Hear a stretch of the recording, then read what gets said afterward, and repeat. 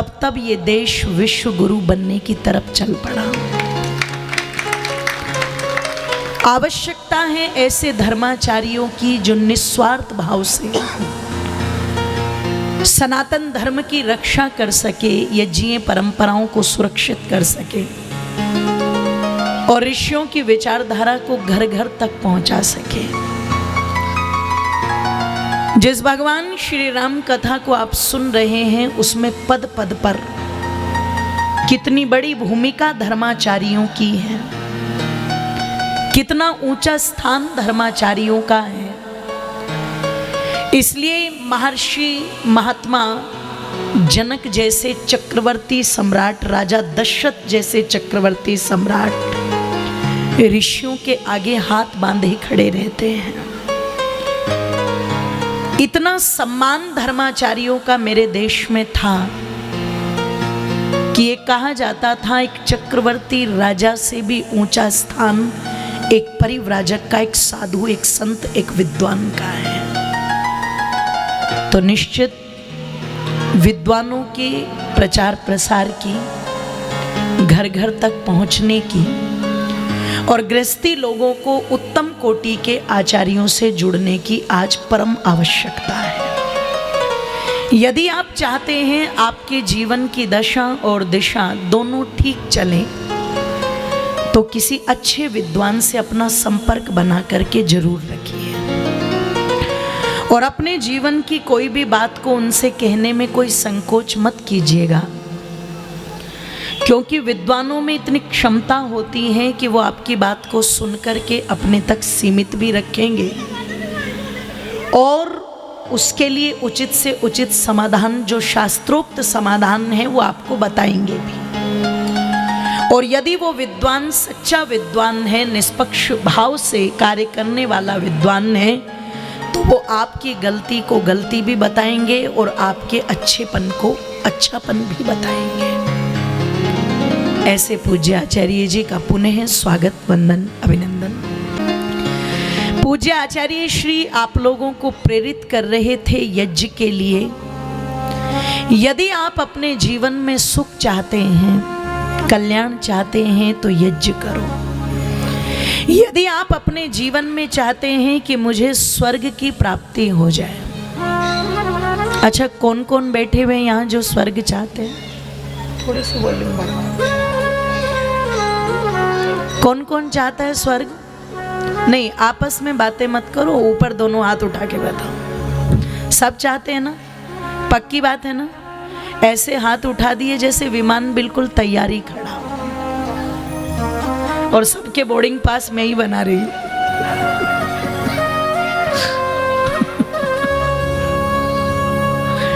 जब ये स्वर्ग की बात आती है तो मुझे भी देश विदेश सब जगह जाने का अवसर मिला,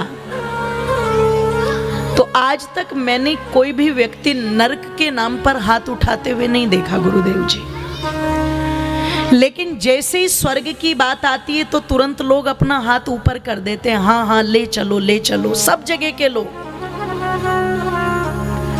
तो मैं उनसे पूछती हूँ, मैंने कहा देखो, रसगुल्ला खाने की इच्छा वो व्यक्ति करता है जिसने पहले कभी रसगुल्ला खाया हो, वो उसके स्वाद को चख चुका हो, तब वो इच्छा जाहिर करेगा कि मुझे दोबारा चाहिए।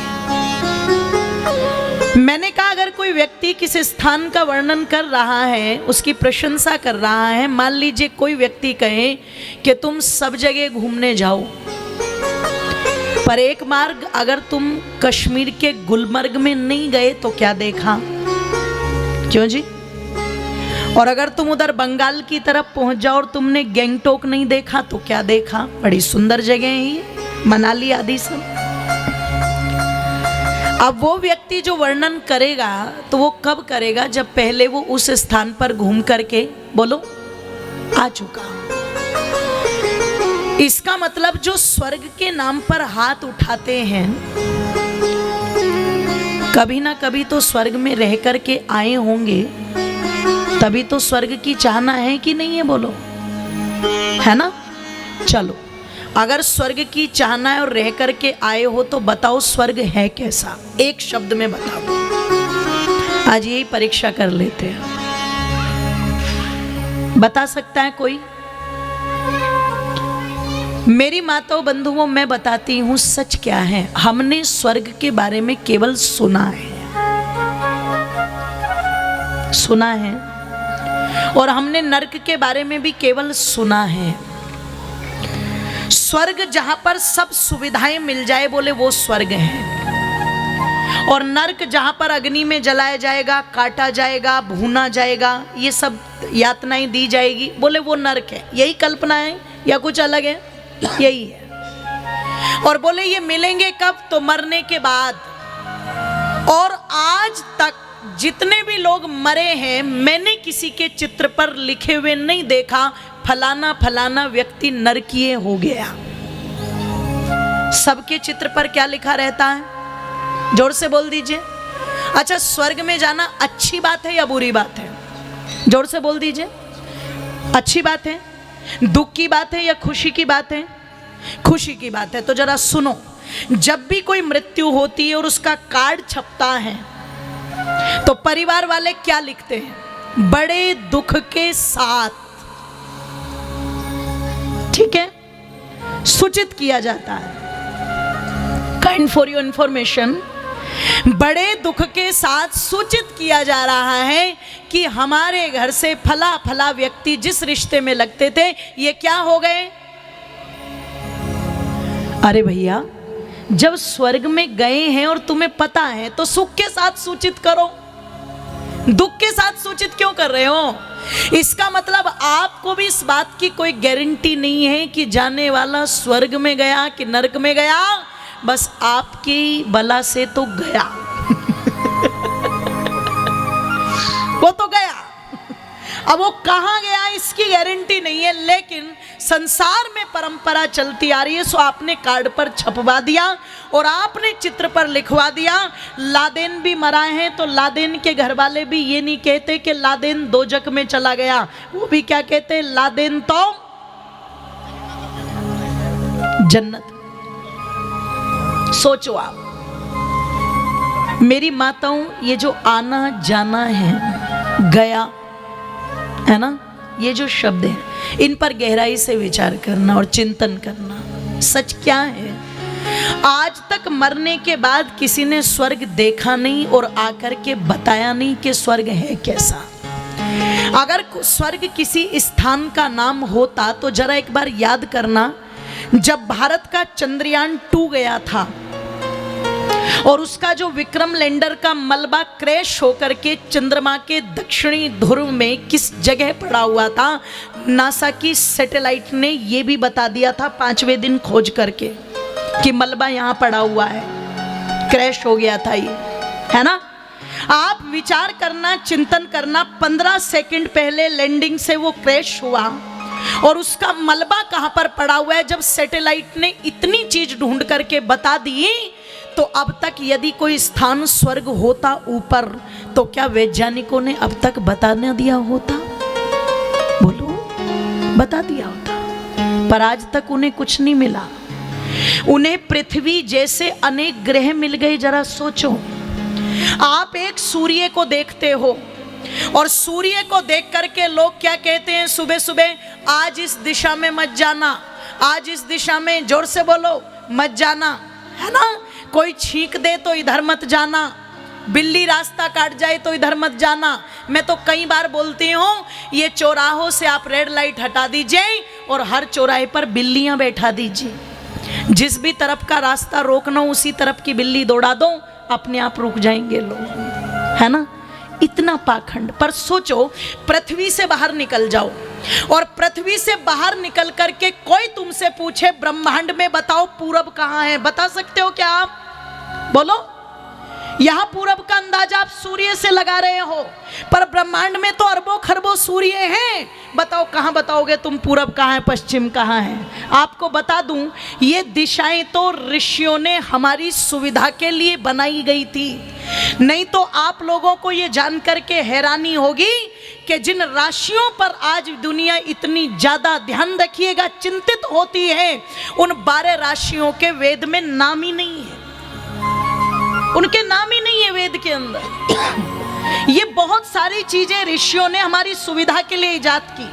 आज मेरा ये विषय नहीं है, इसलिए मैं इस पर बोल नहीं रही हूं, पर मैं एक संकेत आप लोगों को कर रही हूं। कभी भौगोलिक साइंस को वेद की दृष्टि से आप देखोगे तो आपके रोंगटे खड़े हो जाएंगे कि हम कितने अंधविश्वास के अंदर जी रहे हैं। विचार करना, चिंतन करना। आप ऐसे अरबों खरबों सूर्य खोज दिए वैज्ञानिकों ने, जैसा ये पृथ्वी ग्रह है ऐसे अरबों खरबों ग्रह इस ब्रह्मांड में तैर रहे हैं। आप तो इस छोटी सी गैलेक्सी में, जिसको मिल्की वे कहते हैं, अगर इसमें आप देखोगे तो औकात ही कुछ नहीं है हमारी। अरे पृथ्वी से बड़े बड़े ग्रह तो पड़े हुए हैं, पृथ्वी से बड़े ग्रह। बताओ, शनि पृथ्वी से बड़ा है कि नहीं है? मंगल पृथ्वी से बड़ा है कि नहीं है? और मंगल जैसे, शनि जैसे इतने बड़े बड़े ग्रह, कुछ लोगों ने 6 फुटे आदमी पर चढ़ा रखे हैं कि तेरे ऊपर शनि चढ़ गया, तेरे ऊपर मंगल चढ़ गया है। पृथ्वी से बड़े बड़े ग्रह हैं ये, और इनसे भी बड़ा सूर्य। और सुनो, तुम्हारे बच्चे रोज विद्यालय में जाकर के पढ़ते हैं, ट्विंकल ट्विंकल। पूज्य आचार्य जी एक बात कहा करते हैं, जिन्हें तुम ये बताते हो ना, ट्विंकल ट्विंकल लिटिल स्टार, ये छोटे छोटे तारे, अरे ये जितने तारे तुम्हें नजर आ रहे हैं ये छोटे छोटे नहीं है। प्रत्येक तारा सूर्य से, जोर से बोलो, बड़ा है। और सूर्य पृथ्वी से कितने लाख गुना बड़ा है जी? 13 लाख गुना बड़ा। अब सोचो जरा, अंदाजा लगाया जा सकता है। जब वैज्ञानिकों ने इतनी चीजें ढूंढ दी मेरी माताओं, तो क्या वो स्वर्ग ना ढूंढ देते? पर ढूंढते तो तब ना जब स्वर्ग का कोई स्थान ऊपर होता। तो लोगों ने कहा फिर स्वर्ग है नहीं क्या, नरक है नहीं क्या? तब ऋषि दयानंद बोले है पर क्या है? तब ऋषि ने कहा देखो, स्वर्ग और नरक किसी स्थान का नाम नहीं है मातो, ध्यान से सुनना, ये किसी जगह का नाम नहीं है। पानीपत एक स्थान है, शामली से चलेगा 40 किलोमीटर बाद पानीपत आ जाएगा, पता है। यहां से कोई चलेगा 14 किलोमीटर बाद करनाल आ जाएगा, सबको पता है, सबको पता है, क्योंकि ये स्थान है। ऋषि कहते हैं स्वर्ग और नरक कोई जगह नहीं है, कोई स्थान नहीं है। क्या है? ये स्थिति है, सिचुएशन। और कैसी स्थिति है? तो बोले जहां पर दुख विशेष की समस्त सामग्री और साधन उपलब्ध है, उसी का नाम क्या है? बोलो, नरक। और जहां सुख विशेष की समस्त सामग्री और साधन उपलब्ध है, उसी का नाम क्या है? बोलो, स्वर्ग। ये स्वर्ग भी हमारे हाथ में है और नरक भी, जोर से बोलो, हमारे हाथ में। अगर स्वर्ग बनाना हो तो कैसे बनेगा? स्वर्ग ऐसे बनेगा कि बेटे को वन भेजा जा रहा है और माँ चुपचाप बिल्कुल आशीर्वाद दे रही है, कोई कलेश नहीं किया। राजा की बेटी होने पर पत्नी चुपचाप चल पड़ी, छोटा भाई पैर छू करके सेवा के लिए चुपचाप चल पड़ा, और उसकी पत्नी 14 वर्ष अलग रहने को तैयार। सोचो आप, इसका मतलब ये क्या है? आपस में एक दूसरे के प्रति प्रेम भी है, एक दूसरे के प्रति धैर्य भी है, एक दूसरे के प्रति शालीनता भी है, एक दूसरे के प्रति डर भी है। आज हमारे घरों में नरक क्यों है? क्योंकि आंखों की शर्म धीरे धीरे जा रही है, वाणी का नियंत्रण धीरे धीरे धीरे धीरे समाप्त हो रहा है। व्यवहार में आज इतनी उग्रता है कि अपनी मांगों को पूरा करने के लिए पूरा परिवार चाहे कितने भी कष्ट में चला जाए, इससे कोई मतलब नहीं है। और ये भाव जानते हो क्या है? जिस यज्ञ की आचार्य जी बात कर रहे थे मेरी माताओं बंधुओं, एक भाव है इदम मम, ये मेरा, मेरे लिए, मेरी बात, मेरा होना चाहिए। ये राक्षसी भाव है, आसुरी प्रवृत्ति है। पर यज्ञ की प्रवृत्ति क्या है? इदं न मम, मेरे लिए नहीं, सबके लिए। घर में भोजन बना है, कोई बात नहीं, बचेगा नहीं बचेगा कोई दिक्कत नहीं, पर पहले सब खा ले, यज्ञ का भाव है। कोई चीज आई और वो चीज आकर के सास ने कह दिया मुझे अच्छी लग रही है, नंद ने कह दिया मुझे अच्छी लग रही है और बड़े प्यार से दे दी, कोई बात नहीं दीदी ये आप रख लो मैं बाद में ले लूंगी, ये यज्ञीय भाव है। मेरे लिए नहीं, सबके लिए। जो रामायण है वो पूरी की पूरी किस वाक्य के इर्द गिर्द घूम रही है? बस इसी यज्ञीय प्रवृत्ति के इर्द गिर्द घूम रही है। इदं न मम, मेरे लिए नहीं। इसलिए इतने बड़े राज्य को छोड़ करके श्री राम निकल पड़े, पत्नी निकल पड़ी, भाई निकल पड़ा। और जब ये निकले तो जरा सोचो, आज किसी व्यक्ति को आप कह दो भैया सत्संग में आना, अरे भैया घर में काम ही इतने रहते हैं, बताओ कैसे आए छोड़ करके। वहां सारे अयोध्यावासी अपने काम धाम सब कुछ छोड़ करके श्री रामचंद्र जी के पीछे चल पड़े। जरा सोचो, क्या वो आलसी थे? क्या वो प्रमादी थे? क्या वो निकृष्ट थे? नहीं नहीं, आचरण था इदं न मम, मेरे लिए नहीं। अरे जब राजा ने अपने महल को त्याग दिया तो ऐसे राज्य में रह करके हम करेंगे क्या? यथा राजा तथा प्रजा, हमने अपना राजा राम को मान लिया है, हम तो राम जैसा ही व्यवहार करेंगे। अगर अवध में राम नहीं है तो फिर वहां अवधवासियों का भी कोई काम। इदं न मम। आज सोचो, आज तो षड्यंत्र करते हैं कैसे ये छोड़ करके जाए घर, कैसे अलग हो जाएं हम, कुछ तो तिड़कम लगाओ, कुछ तो ऐसा करो। सोचो, बस यही स्वर्ग का भाव है। इसी को कठोपनिषद में श्रेय मार्ग कहा गया है और बड़ी सुंदर परिभाषा यमाचार्य ने की है। आरंभ में ये मार्ग बड़ा कठिन लगता है, आसान नहीं है छोड़ना, कठिन लगता है। पर सोचो, अगर राम अवध को छोड़ करके न जाते तो क्या तुम राम को पूजते? बोलो। अगर राम भी अपने भाइयों से लड़ते, उन पर केस करते, विद्रोह करते, तो जैसे इतिहास के पन्नों में औरंगजेब को पढ़ाते हैं, अकबर को पढ़ाते, हुमायूं को पढ़ाते, शाहजहां को पढ़ाते, ऐसे ही एक चैप्टर कहीं भी जुड़ जाता एक पन्ने पर, इसका ग्रंथ ना बनता। और ये ग्रंथ इतना पूज्य ना बनता कि लोग अपने माथे से लगा करके इसको नमन करते। लोगों के मन में राम के प्रति ये जगह ना बनती कि अपना घर भले ही छोड़ दे पर उत्तर प्रदेश में अयोध्या में राम मंदिर बनना चाहिए। इसके लिए लोग मर गए, कट गए, पर राम मंदिर बनवा करके छोड़ा। ये जगह राम ने तब बनाई है, इदं मम के भाव से नहीं बनी, इदं न मम के भाव से बनी। इसलिए मित्र ने कहा मेरा राज्य ले लो, अरे भैया नहीं चाहिए, नहीं चाहिए। निकल गए, गंगा नदी को पार किया, महर्षि भारद्वाज के आश्रम में पहुंचे। अब आप विचार करना, श्री रामचंद्र जी 14 वर्ष वनों में रहे और बहुत आश्रमों में गए, पर वो समस्त आश्रम ऋषियों के थे जिनमें यज्ञ होता था, यज्ञों पर शोध होता था, शास्त्रों का प्रचार प्रसार होता था। अनेक प्रकार के आश्रमों में गए, लेकिन एक भी आश्रम आपको वहां पर वो नहीं मिलेगा जिस पर नाम हो वृद्धा आश्रम के राम किसी वृद्धाश्रम में भी गए। ये बातें मैं बताना जरूरी समझती हूँ ताकि आप अपनी संस्कृति को जानो। आज तो गली गली में वृद्धाश्रम खुल रहे हैं और मैंने बताया था आप लोगों को कल भी, उन वृद्धा आश्रमों के अंदर झुग्गी झोपड़ी वालों के माँ बाप नहीं है। He is very well educated person, जो बहुत ज्यादा पढ़े लिखे, बहुत ज्यादा धनाढ्य, उन्हीं के माता पिता वहां अश्रु बहाते हुए मिलते हैं। ध्यान रखना, ये कहाँ की उन्नति है, इस पर चिंतन जरूर करना एक बार। महर्षि भारद्वाज से मिलकर के श्री रामचंद्र जी कहते हैं, एक उत्तम स्थान के विषय में पूछते हैं। तो महर्षि भारद्वाज ने कहा, हे राम, आगे चल कर के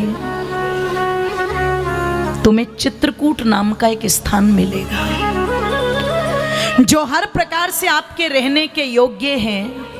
आप उस स्थान पर जाकर के निवास करें तो अति उत्तम होगा। महर्षि भारद्वाज की प्रेरणा से श्री रामचंद्र जी कहते हैं चित्रकूट की ओर प्रस्थान कर गए और मेरी मातो बंधु चित्रकूट में जाकर के उन्होंने वहां पर लक्ष्मण को आदेश दिया, लक्ष्मण एक कुटिया बनाओ। सुंदर सी एक पर्णकुटी लक्ष्मण जी ने तैयार की, जिसको देख करके श्री रामचंद्र जी बड़े प्रसन्न हुए और चित्रकूट में निवास करने लगे और अपने मित्र गुहू को वापस भेज दिया। इधर कहते हैं जब गंगा नदी पार की थी तो सुमंत्र को भी खाली रथ देकर के वापस भेज दिया था। सुमंत्र अयोध्या के अंदर जब खाली रथ लेकर के गए तो जो अयोध्या वासी लौट करके आए थे कोस रहे थे अपने आप को, गालियां दे रहे थे केकई को। उधर महलों में जब खाली रथ को राजा दशरथ ने देखा तो राजा दशरथ के भी प्राण पखेरु उड़ने लगे। तो समीप केकई आई तो केकई को धक्का देकर के अपने से परे करके कहते हैं कुलटा तूने पूरे के पूरे कुल का विनाश कर दिया। मैंने सुना तो था कि कोई त्रियाहट होती है, पर मुझे नहीं पता था वो मुझे प्रत्यक्ष तेरे रूप में देखने को मिलेगी। अरे कहाँ तो मैं अभागा कौशल्या जैसी देवी को देख रहा हूं जिसने मुंह तक नहीं खोला, और कहा मैं तेरे जैसी को देख रहा हूं।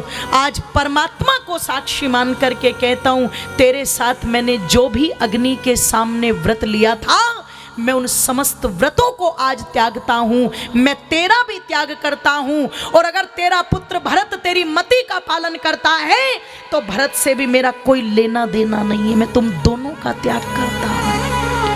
ये कहना आरंभ किया तो जरा सोचो, कोई और होती खड़ी कोने में ये कहती बहुत अच्छे बहुत अच्छे, पर माता कौशल्या को धन धन है मेरी माता। आती और महाराज दशरथ से कहती राजन पत्नी के प्रति आप जैसे आर्य पुरुष को ऐसे शब्द शोभा नहीं देते। ये धर्म पत्नी है आपकी, और ये कोई गुड्डे गुड़िया का खेल नहीं है कि जिसे जब चाहा तोड़ दिया गया, जब चाहा छोड़ दिया गया। आप वेदों की परंपराओं को मानने वाले हैं। ओ मेरी माताओं जरा विचार करना, चिंतन करना। दूसरे ग्रंथों के अंदर या दूसरे संप्रदायों के अंदर जोड़ने वाली भी व्यवस्था है तो तोड़ने वाली भी व्यवस्था है, पर अपनी सनातन संस्कृति पर गर्व करना। यहाँ पर फेरे सीधे तो चलते हैं, पर वेद में एक भी मंत्र ऐसा नहीं है जिसे बोल करके तुम उल्टे घूम जाओ और तुम्हारा ये बंधन टूट जाए। ध्यान रखना, ये तुम्हारी वैदिक संस्कृति है जो जोड़ने की बात करती है, तोड़ने की बात नहीं करती। ये आपकी संस्कृति है। वहां पर कौशल्या जी का समझाना। आइए तीव्रता से आगे बढ़ते हैं और कहते हैं जब गोद में सर रख करके कौशल्या माता समझाने लगी तो दशरथ कहते हैं कौशल्या वेद में कहा गया है अवश्यमेव भोगत, वेद में कहा गया है पक्तारम पकवा पुनराविशाति, जो जैसी फसल बोता है उसको काटता जरूर है। मैंने भी कभी एक फसल बोई थी, एक मुनि पुत्र श्रवण कुमार का वध करके। कौशल्या कहती है महाराज कैसी बहकी बहकी बातें कर रहे हो, आप भला किसी का वध कर दो, मैं नहीं मानती। दशरथ रो के कहते मैं सच कहता हूँ कौशल्या, मैंने जानबूझ करके तो नहीं किया, अनजाने में मुझसे वो पाप हो गया था। जब मेरा तुमसे विवाह नहीं हुआ था, शब्द वेदी विद्या नहीं सीखी थी, एक दिन विद्या के अभिमान में पहुंच गया जंगल में, एक दिशा से ध्वनि आई, मैंने छोड़ा अपना बाण जो किसी मनुष्य को जाकर के लगा। मैं दौड़ता दौड़ता गया, एक मुनि पुत्र घायल पड़ा था, जलपात्र लुढ़क रहा था। मैंने उस मुनि पुत्र को देखा तो मैं हक्का बक्का रह गया। अरे मैं क्षमा याचना करने लगा, मेरे भाई मुझे क्षमा करना, मैंने तो कोई पशु समझ करके बाण छोड़ दिया। वो मुनि पुत्र कहता है जो कौन हो तुम? मैंने परिचय दिया, मैं राजा दशरथ, अवध का राजा। वो मुनि पुत्र कहता, राजन बड़ा गलत किया, अगर मैं अकेला होता, कोई दायित्व कर्तव्य ना होता, कोई बात नहीं थी, तुम्हारे इस अपराध को मैं क्षमा कर देता, पर तुमने मुझे नहीं, मेरे अंधे माता पिता को भी साथ साथ मार दिया, क्योंकि मैं जानता हूं जब उनको पता लगेगा और वो सुनेंगे तो वो जीवित नहीं रहेंगे। मेरे माता पिता दोनों अंधे हैं, जिनकी सेवा में मैं दिन रात लगा रहता था। लोग कहते हैं श्रवण कुमार को, वो श्रवण कुमार अपने माता पिता को क्या करा रहे थे? जोर से बोलो। तीर्थ दर्शन करा रहे थे ना। श्रवण कुमार के माता पिता अंधे थे, और जो व्यक्ति अंधा है मेरी माताओं, उसके लिए तीर्थ दर्शनों का कोई प्रश्न ही पैदा नहीं होता। पर यदि आप शास्त्रों को गहनता से पढ़ेंगे तो महर्षि दयानंद ने भी सत्यार्थ प्रकाश के अंदर लिखा है, जो संतान हृदय से अपने माता पिता की सेवा करता है वो भवसागर से तर जाता है। ऐसी सच्ची सेवा करने वाली संतान को ही उस सेवा भाव के कारण तीर्थ कहा जाता है। इसका मतलब बड़ों की सेवा करना ही क्या है? सच्चा, जोर से बोलो, तीर्थ। यही श्रवण कुमार का तीर्थ था। तुमने तो उन्हें भी मार डाला, पर सुनो, मैं तो जा रहा हूं, पर जाने से पहले मेरे माँ बाप को पानी पिला देना, तब तक बोलना मत, नहीं तो वो प्यासे ही मर जाएंगे, वो जीवित तो नहीं रहेंगे, मर जाएंगे वो, क्योंकि मैं ही वो सहारा था। जैसे कोई कमजोर पौधे को एक लकड़ी लगा करके सहारा देता है और पौधा उसके सहारे से खड़ा रहता है, अपने बूढ़े माता पिता का, अंधे माता पिता का मैं ही सहारा था, और मैं नहीं हूं तो वो जीवित नहीं रहेंगे राजन। ये कहकर के श्रवण कुमार ने अपने प्राण त्याग दिए। श्रवण की लाश दशरथ के हाथों में थी। रोते रोते एक तरफ रख करके जल का पात्र भर करके दशरथ कहां पहुंचे? जहां श्रवण के पिता शांतवन और माता जानवती बैठे थे। दोनों ने कदमों की आहट सुनी तो कहते हैं, बेटे श्रवण आ गए, बड़ी देर लगा दी मेरे लाल, क्या हुआ था? अब श्रवण हो तो बोले। कहते हैं जब कोई उत्तर नहीं मिला तो आभास हुआ पिता को, बेटे तुम बोलते क्यों नहीं? तुम बोलो, तुम जब तक बोलोगे नहीं हम पानी नहीं पिएंगे। दशरथ को बोलना पड़ा, बोल करके सारी घटना को बताया, हाथ जोड़ करके क्षमा मांगी, चरणों में गिर गया राजा दशरथ।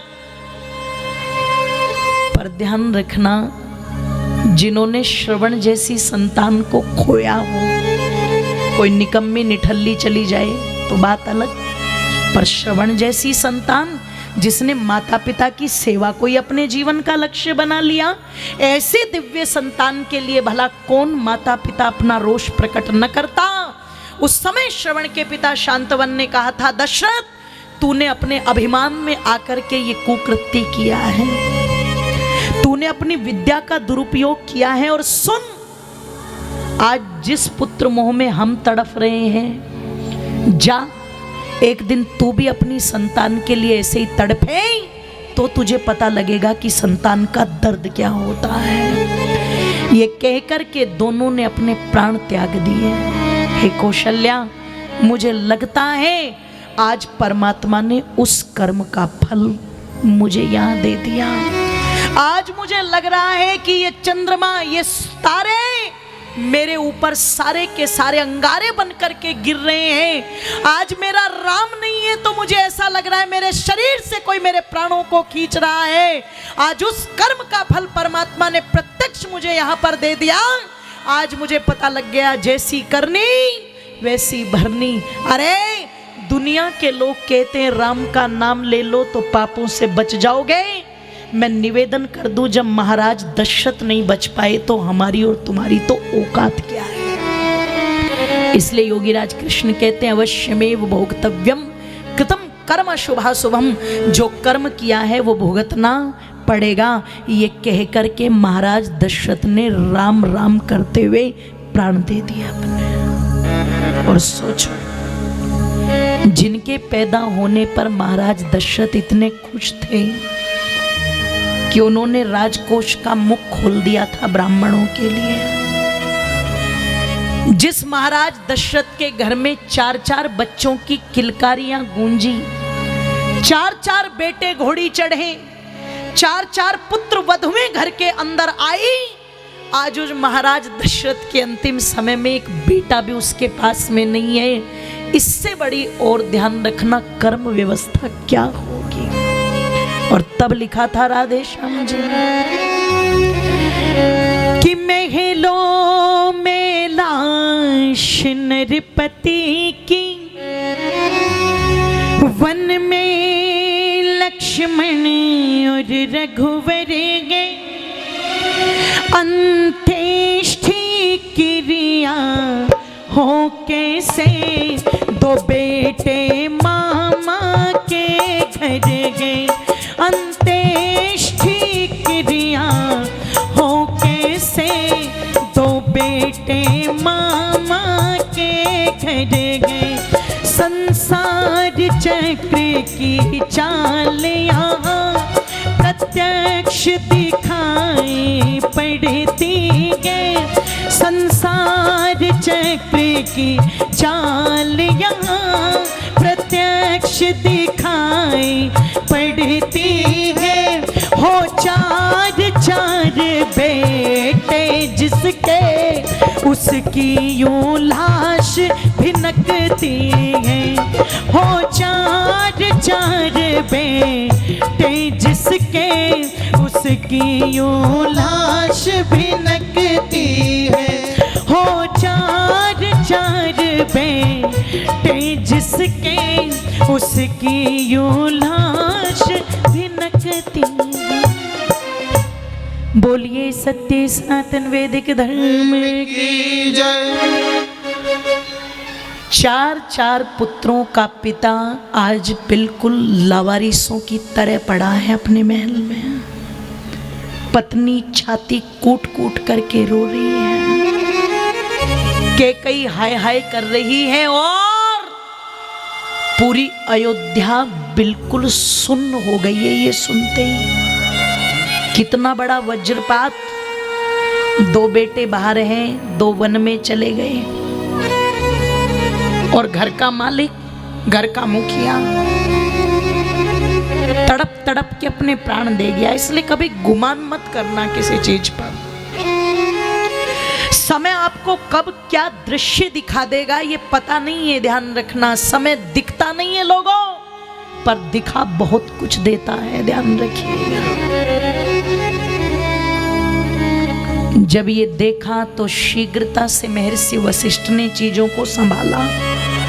महाराज दशरथ के शव को तेल पात्र में रखवाया और बोले कि संतान के लिए तड़प तड़प करके मां को तो प्राण देते हुए कई बार देखा था, पर अपने बच्चे के लिए तड़प तड़प के कोई पिता मर गया हो। हे राजा दशरथ, ऐसा पिता मैंने भी पहली बार देखा है। युग युग तक तुम्हें लोग याद करेंगे पुत्र प्रेम के लिए। शीघ्र अति शीघ्र दूतों को दौड़ाया गया, भरत को लाओ। भरत को उनके मामा से यहां बुलवाया गया। कहते हैं पहले ही भरत को कुछ उल्टे सीधे स्वप्न आ रहे थे, पर जब ये देखा कि दूतों को पूछ रहे हैं भरत अयोध्या में सबसे कुशल तो हैं, कुछ बोल नहीं रहे हैं हम तो।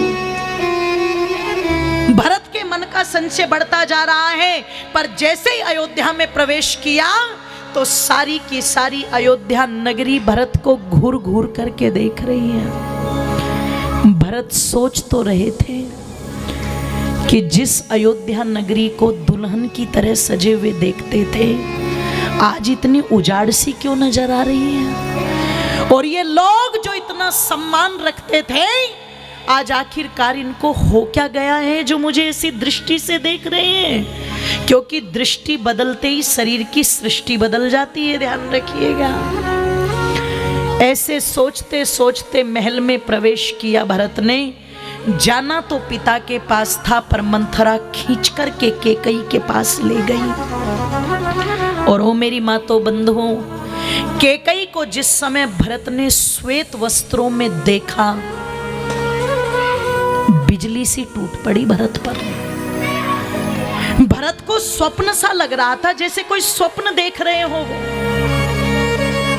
और जैसे ही मां के पैर छुए और मां को कुछ पूछना चाहा, श्वेत कपड़े पहने हुए भी केकई पूछती है, मेरे मायके में मेरे पिता ठीक तो हैं? भरत कहते, मां तुम्हारे पिता ठीक है, पर ये बताओ मेरे पिता ठीक है या नहीं है? ये तुम्हारी वेशभूषा क्या है? आज तक तो मैंने तुम्हें ऐसे नहीं देखा, आज ये क्या पहन लिया तुमने, क्या हुआ? केकई कहती है, भरत जो गति संसार में सबकी होती है वो तेरे पिता की भी हो गई, तेरे पिता अब नहीं रहे। यहाँ पर भरत का रो रो करके विलाप करना, ये कहना, माँ क्या पिता मेरे बारे में कुछ कह रहे थे? केकई ने कहा, वो तो अंत में सिर्फ हे राम कह रहे थे।